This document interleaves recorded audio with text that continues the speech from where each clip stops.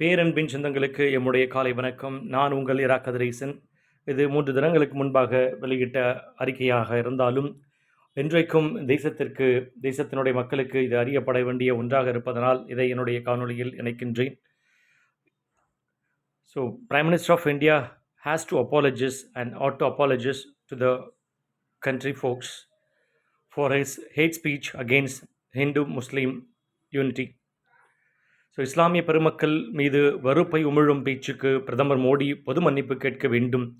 ராஜஸ்தான் மாநிலத்தில் தேர்தல் பரப்புரையின் போது இஸ்லாமிய பெருமக்களை இழிவுபடுத்தும் வகையில் பிரதமர் மோடி பேசியுள்ளது வன்மையான கண்டனத்துக்குரியது. இந்துக்களுக்கும் இஸ்லாமியர்களுக்கும் இடையே கலவரத்தை தூண்டும் வகையிலான பிரதமர் மோடியின் பேச்சு மதவெறியின் உச்சமாகும். இந்திய பெருநாடு விடுதலை அடைவதற்கு முன்பிருந்தே இஸ்லாமிய பெருமக்கள் நீண்ட காலமாக இந்த நிலத்தில் நிலைத்து வாழ்ந்து வருகின்றனர். இந்த மண்ணின் கோடிக்கணக்கான பூர்வ குடிமக்கள் இஸ்லாத்தை விரும்பி ஏற்றுக்கொண்டார்கள். அவர்கள் யாரும் இந்த நாட்டிற்கு அந்நியர்கள் அல்ல.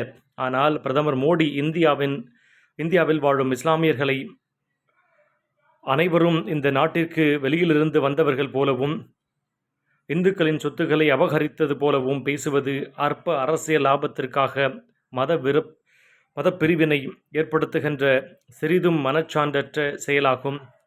ஆட்டுக்குட்டிகளை மோதவிட்டு இரத்தம் குடிக்கும் ஓநாயின் கொரூர மனப்பான்மையே பிரதமருடைய பேச்சில் வெளிப்படுகிறது.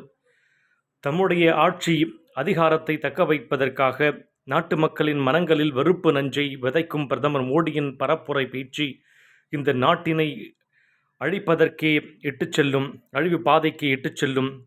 மீண்டும் மோடி இந்தியாவின் பிரதமரானால் இந்த நாட்டில் சமத்துவம், ஜனநாயகம், சகோதரத்துவம், மதச்சார்பின்மை என்பதெல்லாம் முழுவதுமாக அழிக்கப்பட்டுவிடும். இந்திய நாட்டின் ஒருமைப்பாட்டையும் பன்முகத்தன்மையையும் சிதைக்கும் மோடி தலைமையிலான பாஜகவிற்கு தேசபக்தி குறித்து பேச எந்த தகுதியும் கிடையாது. நடைபெறுகின்ற நாடாளுமன்ற தேர்தலில் பாஜகவின் பாசிச மனப்பான்மைக்கு நாட்டு மக்கள் தக்க பாடம் புகட்டுவார்கள். ஆகவே இஸ்லாமியர்களை இழிவுபடுத்தி இந்து இஸ்லாம் கலவரத்தை ஏற்படுத்தும் வகையில் பேசியதற்கு பிரதமர் மோடி நாட்டு மக்கள் அனைவரிடமும் உடனடியாக பொது மன்னிப்பு கேட்க வேண்டும் என நாம் தமிழர் கட்சி சார்பாக வலியுறுத்துகிறேன் என்று செந்தமிழன் சீமான் அவர்கள் தன்னுடைய அறிக்கையில் குறிப்பிட்டிருந்தார்.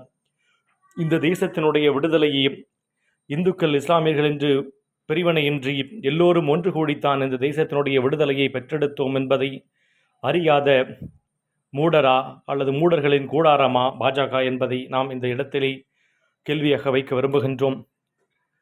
இந்திய தேசம் என்பது இப்போது இருக்கக்கூடிய இந்த தேசத்தினுடைய கட்டமைப்பில் இஸ்லாமியர்களுடைய பங்கு ஆகச் சிறந்தது, தலையாறையது.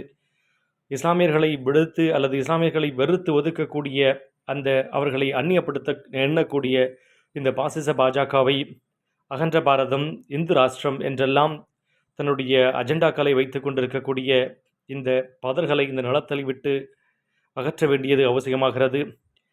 தென்னிந்தியாவிலே பிடுங்கி வட இந்தியர்களுக்கு வாரி வழங்குவதும் சமநீதி அற்ற அரசியலை தருவதும் இவர்கள் தங்களுடைய வாக்குக்காகவும் வெற்றிக்காகவும் எந்த நிலைக்கும் போவார்கள் என்பதை இது உறுதி செய்கிறது. எனவே இவர்களுடைய இழிவான அரசியலை, தரமற்ற அரசியலை தவிர்த்து இந்திய மக்கள் இவர்களை தேர்தலில் தோற்கடிக்க வேண்டும் என்பதுதான் மிக முக்கியமான ஒன்று. அதை நாட்டு மக்கள் சாத்தியப்படுத்தினால் நாடு நலம் பெறும். நன்றி, வணக்கம். இரா கதிரேசன்.